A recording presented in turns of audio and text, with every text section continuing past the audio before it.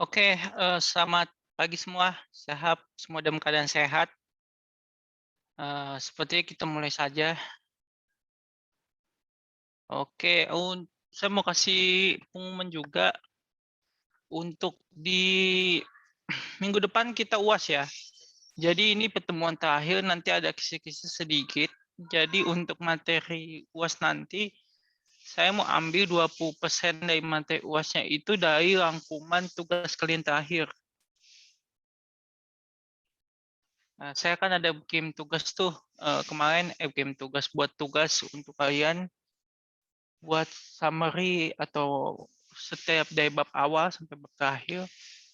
Nah, jadi nanti saya ambil 20% dari situ. Dari makalah yang kalian buat ya.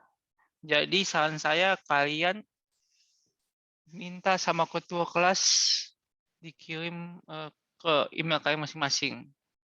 Karena saya ngambil dari situ materi yang saya pernah kasih semua ke kalian. Oke, itu berarti ujiannya itu hari Rabu juga, minggu depan, tanggalnya saya lupa ya. Itu di tanggal 14. Oke, nah jadi tanggal 14 kita UAS. Ya, karena di minggu ini juga katanya kalian ada UAS juga kalian kan. Banyak. Nah, jadi ya tanggal 14 jamnya sama jam 10. Nanti patuannya seperti biasa, detailnya akan saya sampaikan saat mau ujian aja lah. Oke, sebelumnya saya mau absen dulu dibanding nanti saya lupa. Sebentar.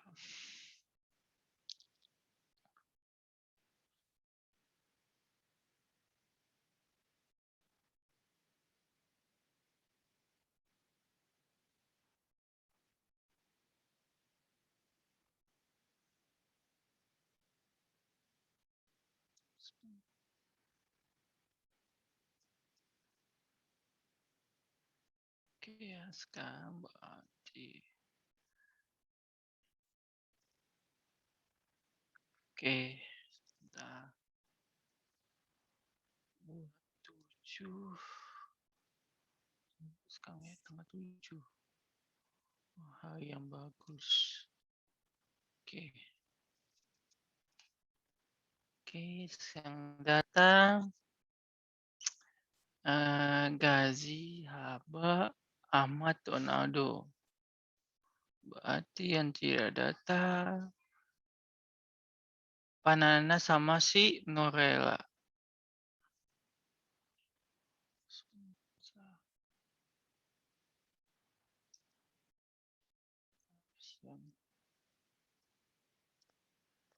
Baru nih hadir.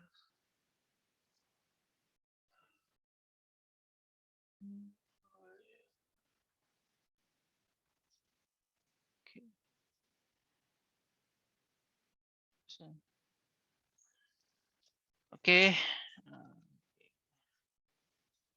Ini absen kalian ya. Kalau kalian merasa hadir di tanggal segitu, tolong info ke saya. Kalau saya sih enggak. Yang absen berarti memang benar absen. Oke. Oh, ini ada yang datang lagi.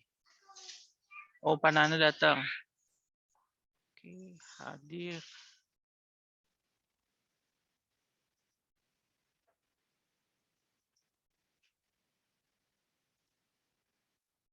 Oke, ya udah saya mulai saja ya. Ya. Nah, ini pertemuan ini saya rangkum pertemuan ke-13 dan 14. Dikarenakan di pertemuan 14 dia cuma membahas sedikit tentang smart home. Nanti saya jelaskan sedikit.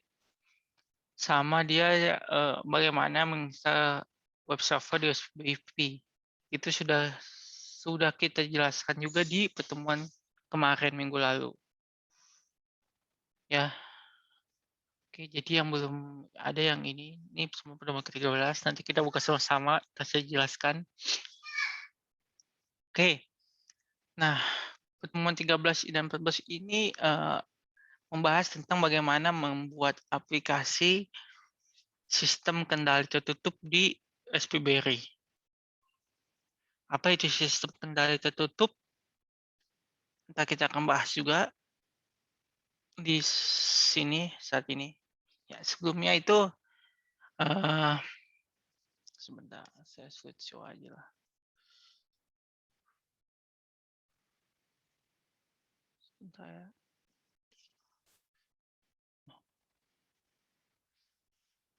Start aja. Ah, ini dia. Oke, ini dia. Sebelum kita membahas sistem kendali tertutup, kita harus tahu juga apa itu sistem. Jadi sistem itu terdiri dari beberapa komponen yang mempunyai fungsi masing-masing dan saling bekerja sama untuk mencapai suatu tujuan yang sudah ditetapkan. Ya. Nah, sedangkan sistem kontrol itu apa? Yaitu sistem kontrol ada sebuah sistem di mana komponen-komponen dihubungkan sedemikian rupa sehingga membentuk sebuah konfigurasi sistem untuk mendapatkan tanggapan yang diinginkan. Nah, jadi kalau saya sih gampangnya sih gini.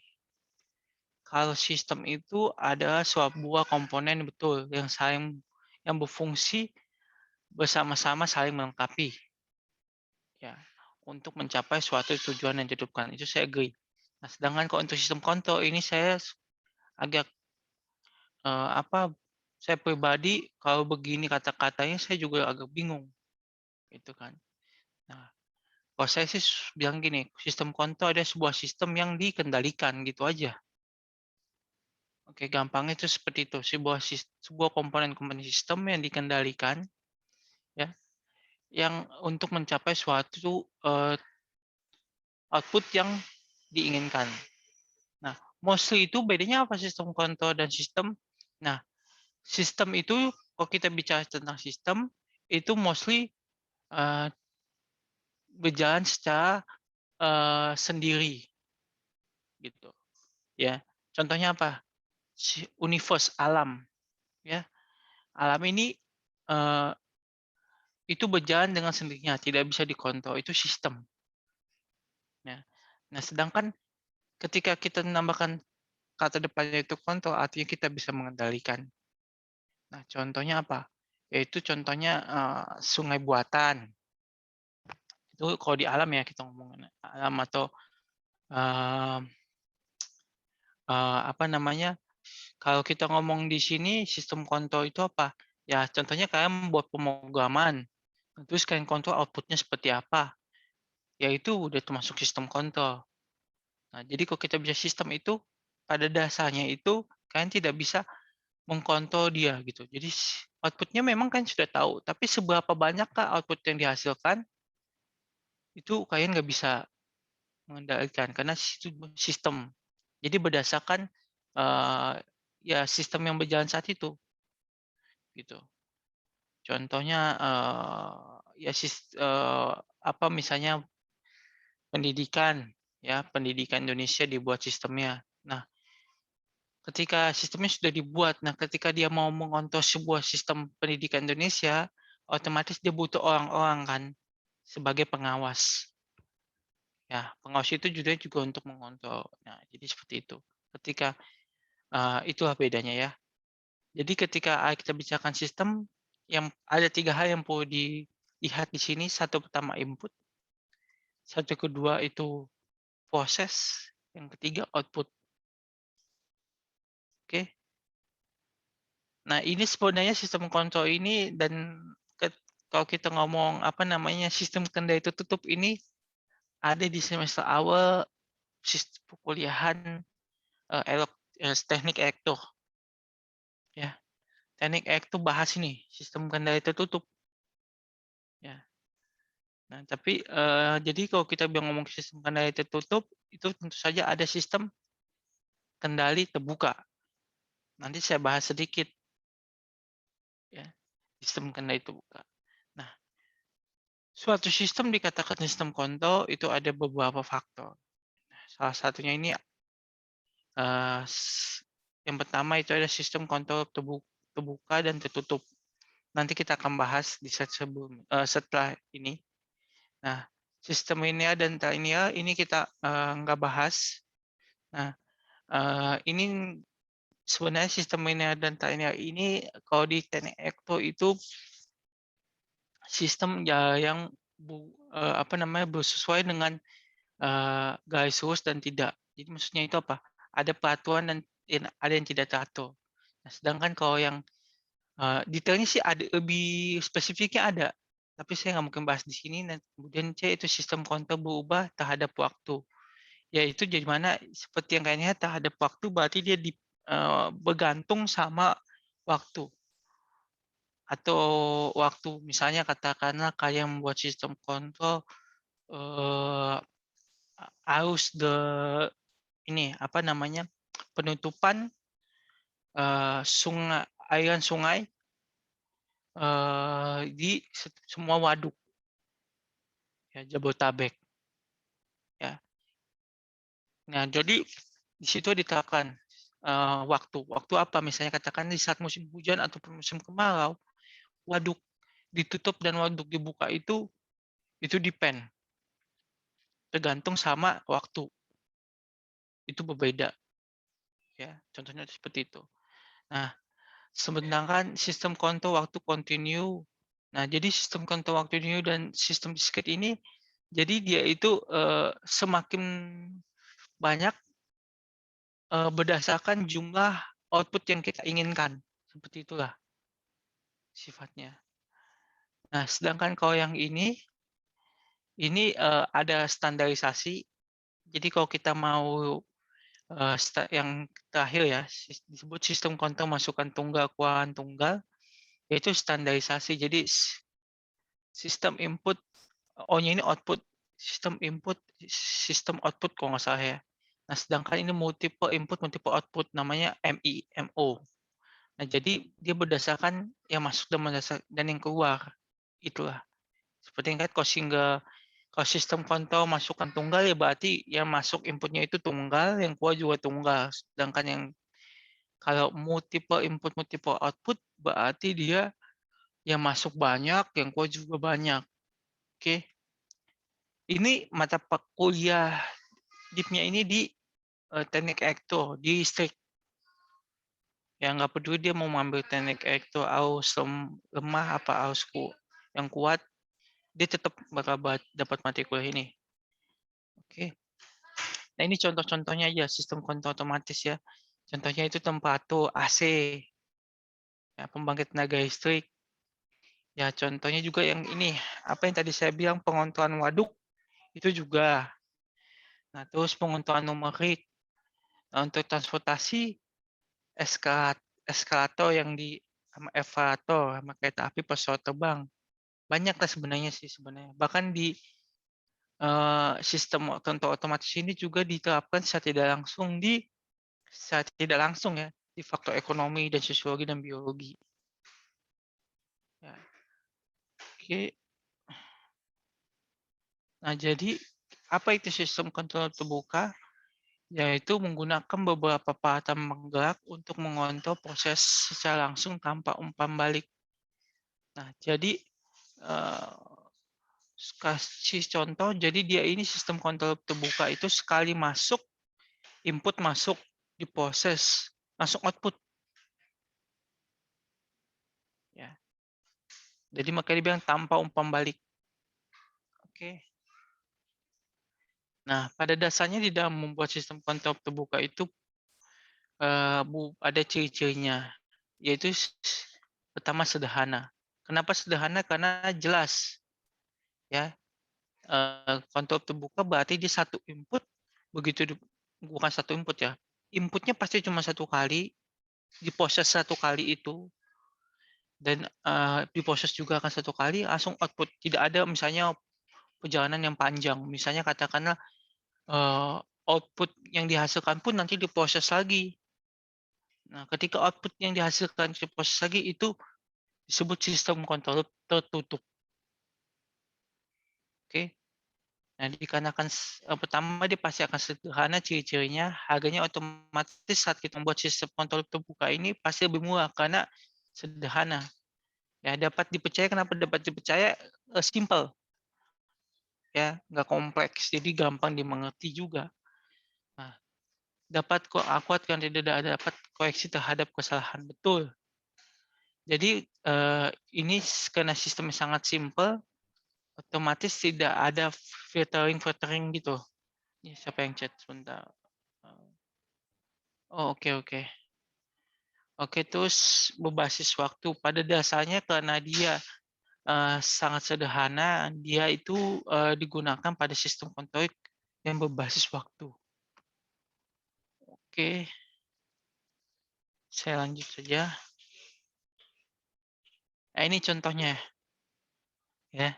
Mengapa saya bilang ini apa namanya masuknya ke ada 1 kWh, kilowatt, nah terus habis itu tempat ruangan. Nah, jadi ya ini memang buat teknik mata kuliah teknik elektro gitu, tapi memang harus ada pemahamannya sedikit. Oke, jadi ini contohnya sistem kontrol terbuka, yaitu ada input, 1 kali proses input, nggak peduli beberapa masuk input yang di dalam, tapi cuma 1 kali proses input, 1 kali diproses, ya, 1 kali proses output. Contohnya di sini tempat ruangan. Ya, oke.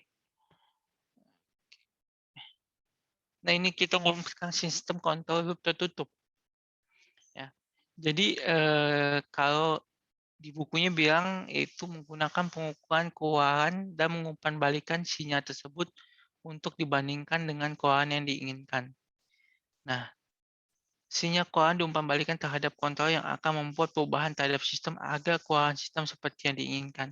Nah, ketika kita ngomong sistem kontrol tertutup, nah proses output yang dihasilkan tadi itu terlebih dahulu minimal dia akan di cross check.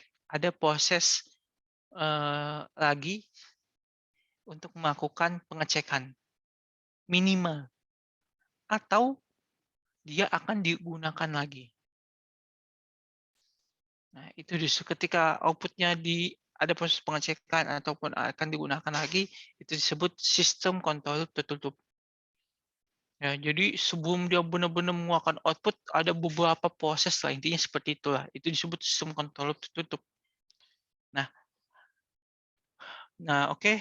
Ketika kita bicara tentang pembandingan, dari sini kita bisa juga ngomong tentang ciri-ciri sistem kontrol tertutup. Mostly dia lebih kompleks, jelas dia melalui beberapa proses. Tidak satu proses seperti halnya sistem kontrol tertutup. Harganya saat kita membuat sistem kontrol tertutup pasti lebih mahal. Karena contohnya gini, contohnya itu pemrograman juga bakal lebih kompleks, ya. Nah, kenapa saya bilang lebih mahal? Otomatis juga nanti butuh beberapa device. Contohnya itu kalau kita ngomong ini misalnya text to speech, ya. Kalau kalian buat pemrograman text to speech, mostly dia disebut juga nanti ada sistem kontrol tertutup. Kenapa dia text to speech? Jadi saat apa itu text to speech? Pemrograman text to speech, misalnya saya ngomong misalnya nama saya Marwan, nanti dia akan text to speech, speech to text. Speech to text artinya kita ngomong nanti ditulis. Itu. Nah, saat nama saya Marwan. Nah, saat dia mau nulis nama saya Marwan, itu nggak sesimpel itu. Dia bakal ngecek juga dari intonasi saya apakah betul pelafalannya. Nanti ada sensor di situ, sensor bukan sensor gerak ya, sensor suara. Nanti sensor suara yang akan mendetek suara saya, penglafal. Jadi pendetek suara itu mostly sensor suara itu ada misalnya A, B, C, D. Nah, itu ada A itu kayak mana sih lafalnya. Nanti dia bakal melakukan pengecekan di situ. Otomatis ada beberapa proses. Saya ngomong nih misalnya nama saya Marwan, dicek juga penglafalannya. Nah, habis itu penulisannya juga. ada lagi proses kalau fibernya baru ditulis, misalnya katakan nama saya, ditulis N, A. Nah, habis itu nanti baru ditampilkan. Nah, oke. Nah, sebelum ditampilkan tuh ada misalnya namanya pengecekan juga. Itu disebut namanya juga sistem kontrol tertutup. Harganya pun lebih mahal. Dia harus beli sensor, apa namanya, sensor, tadi saya bilang sensor suara, pendetek suara. Dibandingkan sama yang biasa. Yang sistem kontrol terbuka itu nggak mungkin sampai sekompleks itu. Oke, lebih dapat dipercaya karena ada proses verifikasi di sana. Otomatis lebih dapat dipercaya. Biasanya lebih akurat, tentu saja lebih akurat.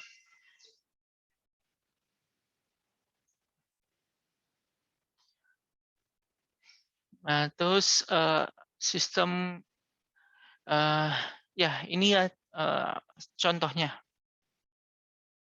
ya contohnya. Jadi dia menggunakan output ya dari output beberapa proses. Ini dia menggunakan output, habis itu di bukan kontrol. Di sini ada proses lagi nih. Nah, kontrol ini dia juga bisa disebut penerima. Nah, aktuator ini dia mengecek. Nah, plan ini baru diproses. Nah, sebelum dia menghasilkan output, nanti dia balik lagi dicek juga nih di sensor ini. Pokoknya dia muter-muter sampai benar-benar sampai di satu titik. Iya, memang itu yang pengen kita apa namanya kita inginkan, baru dia keluar outputnya. Nah, kalau misalnya katakanlah diproses, pas di post check dia nggak diverifikasi nggak sesuai, dia bakal balik lagi. Gitu. Oke. Nah, ini salah satu contohnya sebentar. Ini saya buat cepat karena saya mau bahas sedikit. Nah, ini nanti buat nanti tugas, bukan tugas ya, apa namanya buat ujian itu minggu depan. Ini nanti saya kasih tahu, saya udah kasih tahu soalnya nih ya. Ini saya bakal bahas ini apa sistem kontrol tertutup dan terbuka dan berikan contohnya. Itu satu soal. Ya. Sisanya saya cuma kasih satu soal. Kenapa saya cuma kasih satu soal? Ya namanya juga bukan ujian kalau cuma satu soal ya. Nanti saya cuma kasih soal itu berapa 5 pas 10 ya enaknya ya. Kayaknya 5 aja deh. Saya kasih 5 soal. Tapi nanti ada 2 soal yang main panjang. Nah, jadi saya nggak mau kasih kisi-kisi seperti pertemuan yang lainnya. Kenapa? Karena saya rasa percuma juga gitu ya. Saya kasih kisi-kisi yang terlalu detail. Karena mostly kan kalian open book sebenarnya. Open book, kalian bisa lihat buku, bisa lihat internet. Jadi kalau saya sampai kasih detail soal apa detail kisi-kisinya, ya usaha kalian apa lagi? Nggak ada kan? Oke, sebentar. Aduh, sebentar ya. Ini tapi VN saya yang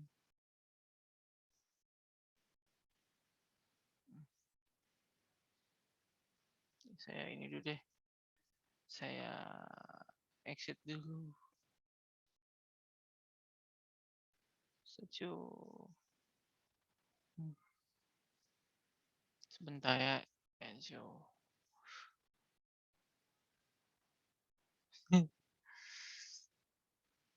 Sebentar.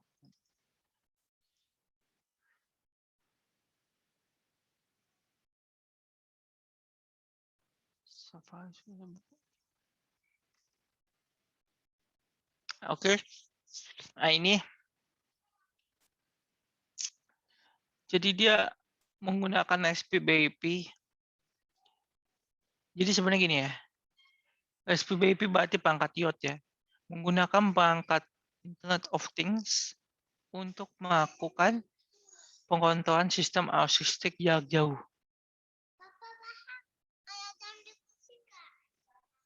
Bentar ya.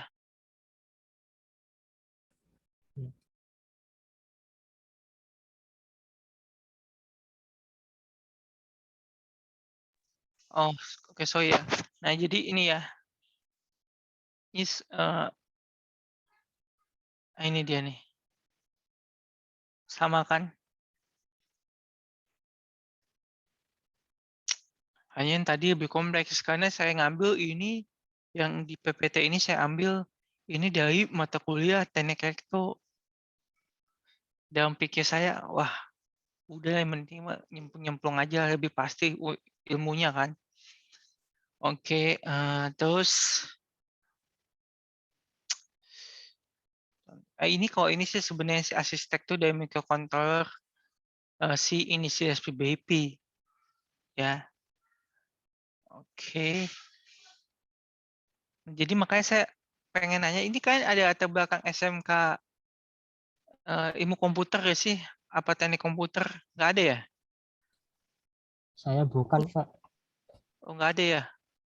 Oh, soalnya kalau memang, jadi itu apa namanya, kalau kalian SMK teknik komputer, percaya atau kagak, itu kalian udah hampir mempelajari mata kuliah semester 1 dan semester 2 awal untuk semua fakultas teknologi.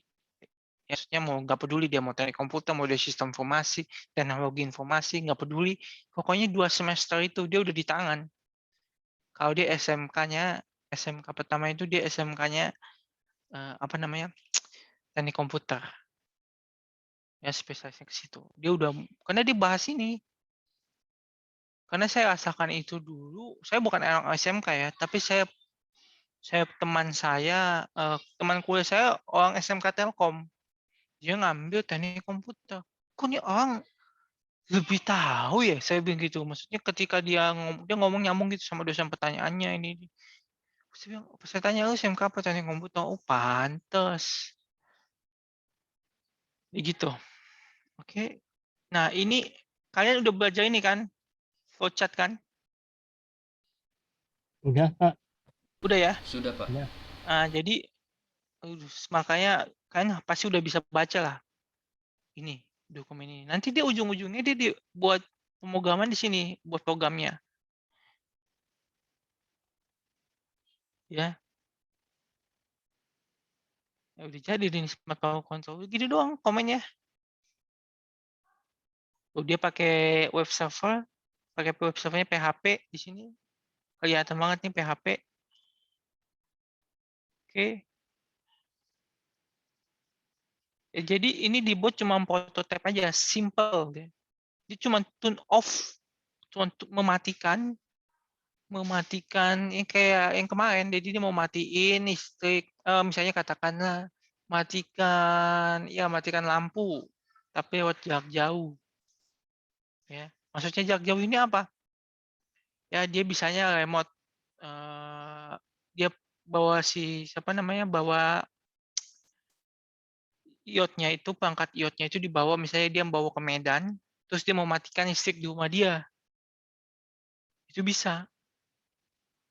Nah tapi dia apa namanya, dia dibawa perangkat iotnya dari rumah, tapi dia nanti juga buat pemrograman juga di rumahnya, ya.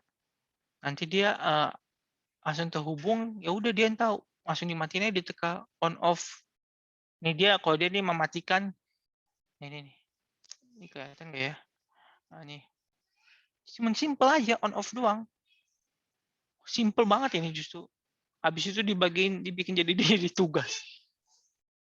Seperti itulah. Habis itu diuji sama dia, awas menyala, awas mati. Ya gitulah, tapi lumayan lah. Ya kan? Oke. Nah, sebenarnya itu untuk aus tertutup. Ya, untuk di pertemuan 13 itu bahas aus tertutup. Nah, kemudian di pertemuan ke-14 itu dia membahas tentang smart home. Tapi tidak untuk membuat perangkat smart home, tapi at least mengerti bagaimana smart home itu bekerja di perangkat IoT. Ya. Jadi perangkat IoT itu contohnya saya kasih contoh ya. Kalian tahu nggak lampu yang bisa saya menyala kalau kita biarkan menyala, lampu nyala tanpa kita tekan. Itu perangkat IoT, teman-teman.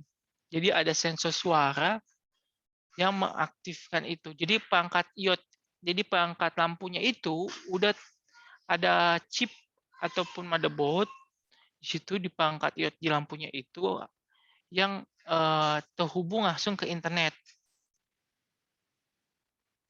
bisa ke internet, bisa ke perangkat rumah atau apa namanya, di akun misalnya gimana ya jelasinnya ya, ini,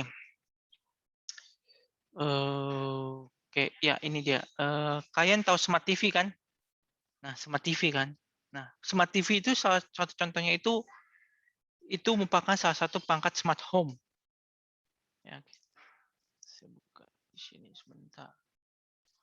Nah, smart home, begitu juga dengan,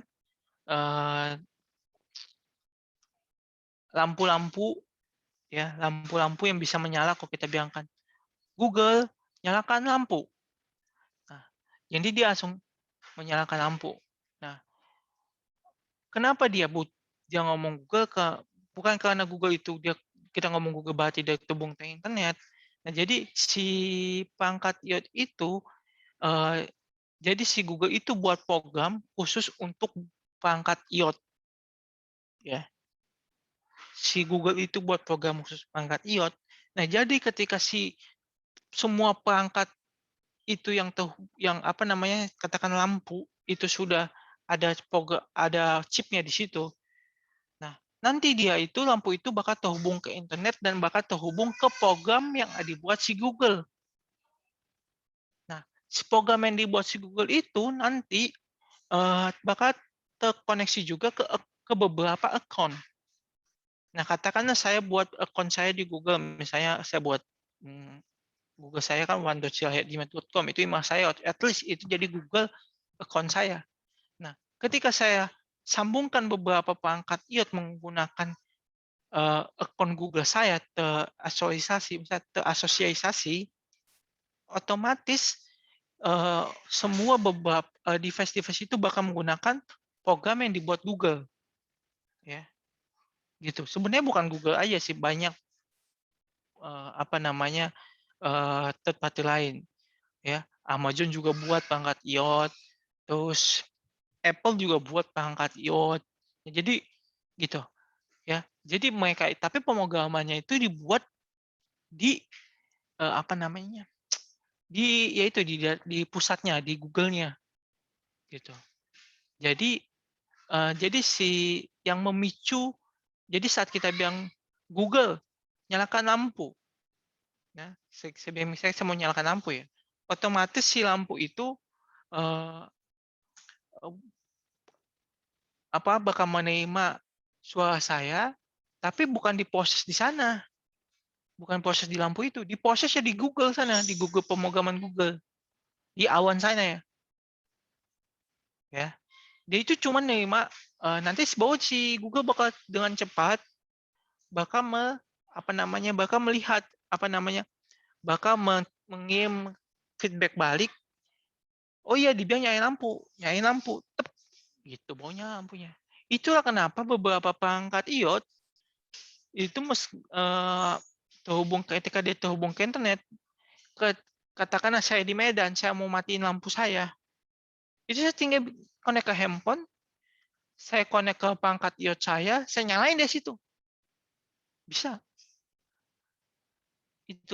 Itu salah satu perangkat iOS itu bukan hanya untuk Raspberry Pi dan apa namanya tadi, Arduino itu, lebih luas ketika kita ngomong Internet of Things. Nah, lampu yang menyala, smart TV juga perangkat iOS. Ya, makanya untuk pertemuan ini kita mau bahas smart home. Sebentar ya, saya tinggal sebentar ya. Sebentar. Ya, Pak.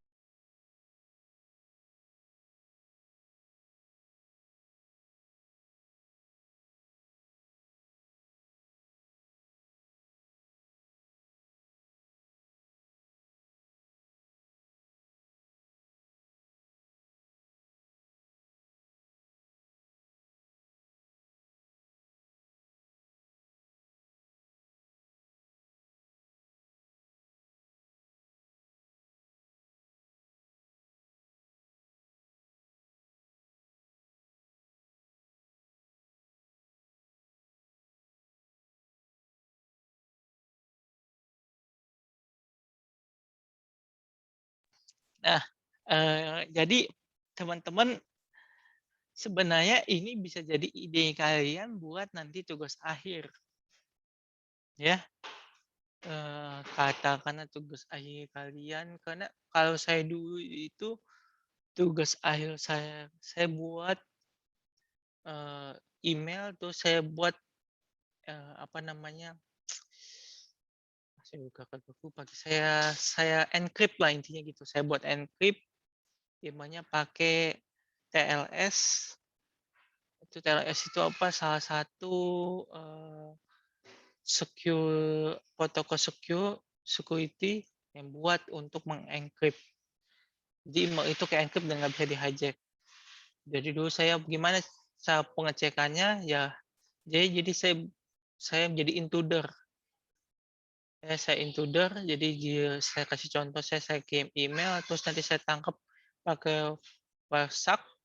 Nanti WhatsApp itu apa? WhatsApp itu tools hacking lah, salah satunya itu, tools hacking buat jadi intruder. Nanti kebaca nggak di situ? Kalau nggak kebaca, nanti protokolnya kelihatan, protokol TLS. Oh, berarti saya udah running. Nah, itu untuk saya. Nah, ini juga bisa dijadikan sebenarnya, materi IOT ini bisa dijadikan tugas akhir kalian. Contohnya kayak bisa membuat tugas akhir, ya katakanlah, eee, kalian mau, otomisasi ya kayak gini juga bisa. Dengan smartphone kalian mengotomisasi apa namanya, listrik di rumah, ya, disebutnya smart home. Ya, tapi ketika kita ngomong smart home ini device-nya juga harus smart. At least butuh kocek yang lebih dalam, ya. TV-nya harus smart TV. Nah, ketika kita ngomong smart TV, kenapa dia disebut smart TV? Karena, dia itu bisa menyala ketika ada, bukannya harus kita tekan ya, manual ya, enggak, bukan. Kita ngomong, nyala nyala nyala, terus kita katakanlah kita searching misalnya katakanlah, coba, searching, katakanlah kampus ITTS. Apa itu kampus ITTS? Nah, dengan Smart TV bisa melakukan itu. Nah, apakah program yang ada di Smart TV? Tidak. Programnya itu ada di Google sana dan terasosiasi di Google account kalian. Gitu. Nanti baru ITTS ada bla bla bla bla bla bla. Nah, itu Smart TV. Seperti juga smartphone. Kenapa disebut smartphone? Ya karena itu dia. Smartphone ya karena dia smart. Kita nggak usah kita tinggal ngomong di manakah restoran paling enak di sekitar saya.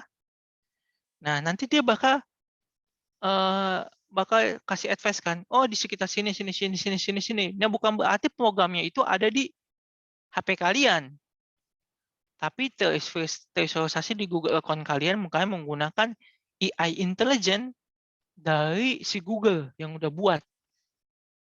Ya, dia cuman ibaratnya ini aja, bridging aja, penjambatan aja, gitu.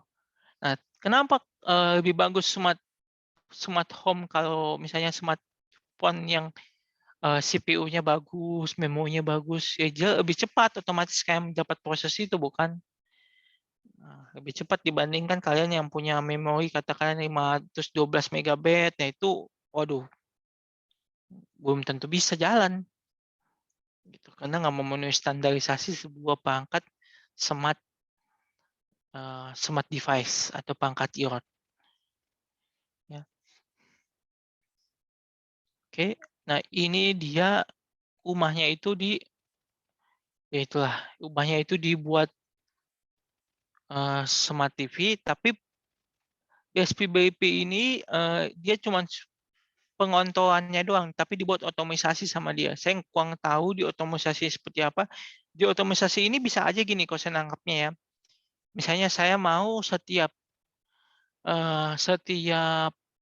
jam 6 lampu rumah saya nyala, 6 sore. Itu bisa otomatisasi dong, nggak salah dong dia buat otomatisasi, betul dia otomatisasi itu namanya. Nah, atau ketika lampu saya nih, Misalnya ketika ada sensor kan, namanya perangkat iot pasti ada sensornya itu, nggak mungkin nggak ada. Pasti ada sensor. Nah, ketika si sensor lampu itu tidak mendetek ada orang di bawah sana dari jam 6 malam sampai jam 5 pagi, otomatis lampunya bakal mati. Sensor gerak gitu. Kalau dia nggak ada detect ada orang di sana gitu, kamera sensor gitu, itu otomatis dia mati. Itu bisa, itu otomatisasi juga. Oke, ini dia jelasin device-device yang dia gunakan. Nih. Oke. Nah, smart home ini sebenarnya ada di ini sih sebenarnya. Ada di apa bawaannya CSP BP apa diinstal ya. Jadi dia nggak buat sendiri, nggak munis. Dia cuman informasi gitu. Dia nggak buat sendiri ini. Ya. Jadi ini kalau nggak salah ini udah ada di Raspberry Pi. Ya kan cukup install. Saya terus kayak install smart home. Habis itu muncul udah kalian bisa pakai. Ya.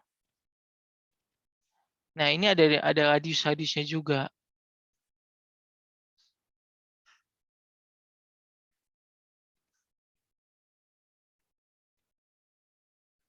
Oke. Nah ini makanya dia bilang terhubung dikasih contoh nih. Ya di softwarenya dia pakai itu untuk memicunya untuk triggernya. Habis itu buat user interface-nya dia pakai smart home ini. Habis itu dia pakai Raspberry Pi untuk buat program, simple program untuk again ini menyalakan lampu. Tapi ini dia mungkin kena dibilang automation, dia mungkin set waktu doang. Di setiap jam 5 dia pasti nyala. Seperti itulah. Sudah smart home. Ya gitulah. Dari saya sih nggak ada lagi nih. Itu saja ya. Jadi besok seperti biasa jam 10 minggu depan hari Rabu tanggal 17 ya. 14 tanggal 14 jam 10 cuma 2 jam itu sampai jam 12. Saya tunggu sampai jam 1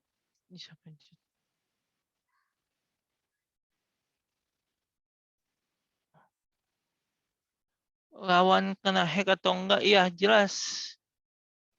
Pasti lawan kena hack. Itu betul. Karena kenapa saya bilang kena hack? Dia cukup tahu akun karena dia terisolasi dengan katakanlah akunnya Google.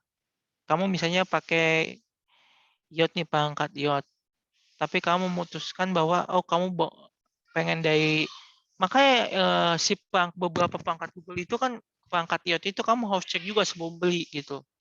Ini pakai Google Store kah, pakai App Store kah, kayak gitu-gitu loh. Jadi kalau dia pakai Google Store ya dia perangkat AI-nya pakai si Google, otomatis dia terisolasi di akun Google-nya, ya kan? Nah, ketika akun Google kalian dihack atau bisa dipakai orang lain, masuk dengan sembarangan, otomatis dia bisa melakukan apapun. Ketika dia udah bisa login pakai user kalian di Google, terus dia lihat, oh ini orang ternyata menggunakan perangkat iOS, nah akunnya terasosiasi dengan beberapa device iOS. Ya udah dia jadi, ya itu jadi punya dia yang kontrol di situ dia mau ngapain, lampu dia mau matiin, dia mau nyalain, kipas dia mau nyalain bisa, TV dia mau matiin, suka-suka dia udah dihack otomatis. Kalau kebakaran itu sih kayaknya sih nggak mungkin kebakaran karena harus ada korsleting baru kebakar. Sifatnya damage-nya itu fisikal, tapi dia untuk hack doang. Oke, tapi sebenarnya lebih enak sih sebenarnya perangkat itu, tapi lebih mahal ya.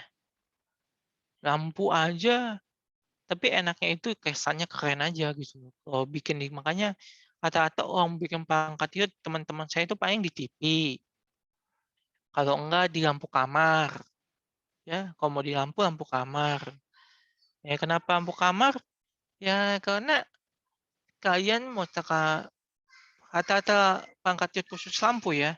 Itu kalian bisa misalnya katakanlah saya mau ubah warna lampu saya jadi warna kuning. Itu bisa. Atau saya mau mengubah kualitas pencahayaan 50%. Itu bisa. Jadi nggak begitu terang untuk tidur. Itu bisa. Dan kami pokoknya kayak saya mau nanti jam 11 malam lampunya mati sendiri. Itu bisa. Makanya itu rata-rata perangkat iot itu digunakan untuk ruangan-ruangan yang ibaratnya memang butuh kenyamanan. Ya nggak mungkin ada song kayak dibikin di semua lampu. Itu song kayak ya. Rata-rata suka teman-teman saya sih buat lampu kamar, TV juga hanya buat TV gitu. Oke, Desa sih nggak ada lagi. Kalau ada yang mau ditanyakan silakan. Kalau tidak ada, ya berarti kita sudahi pertemuan ini sampai ketemu di minggu depan di pas UAS. Ya, kalau saya lihat harusnya sih kalian bisa A ya. Saya lihat ya. Nanti nilai-nilainya sih harusnya sih bisa A. Kalian UAS 80 aja tuh udah 85 lah. 85 udah A sih. Harusnya sih. Gitu loh. Kalian katakan UAS dapat 60 atau 50, kalian B. Ya. Untuk materi ini udah saya share di chat, silakan download. Sekarang juga saya tunggu 5 menit untuk download atau sudah pada di-download yang saya share di chat. Itu pertemuan 13-14. Ya, sekedar saran saja kalau bisa teman-teman oh, ada nih di chat.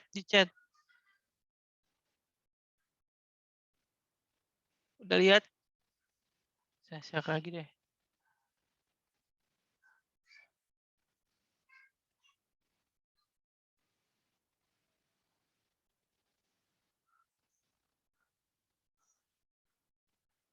Kalau bisa teman-teman jangan keluar rumah dulu, tetap di rumah menyibukkan diri. Soalnya dari keluarga saya sendiri udah ada sekitar 2 orang meninggal, ya. Satu orang teman juga baru meninggal kemarin. Ya, jadi itulah hati-hatilah yang COVID ini, ya. Sebab kalau kenapa-napa, mau kalian punya duit juga belum tentu kalian dapat tempat, dapat kamar. Atau meskipun kalian dapat tawa, kalian dapat kamar, kalian pasti nggak bakal terlayani dengan baik. Ibaratnya gini, kalian panggil suster, suster itu nggak mungkin datang juga. Jadi suster itu cuma datang ke kalian saat jam-jam tertentu yang sudah ditentukan. Itulah. Ya.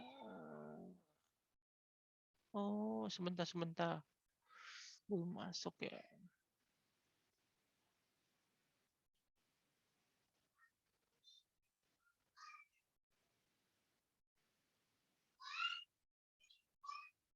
Oke ya.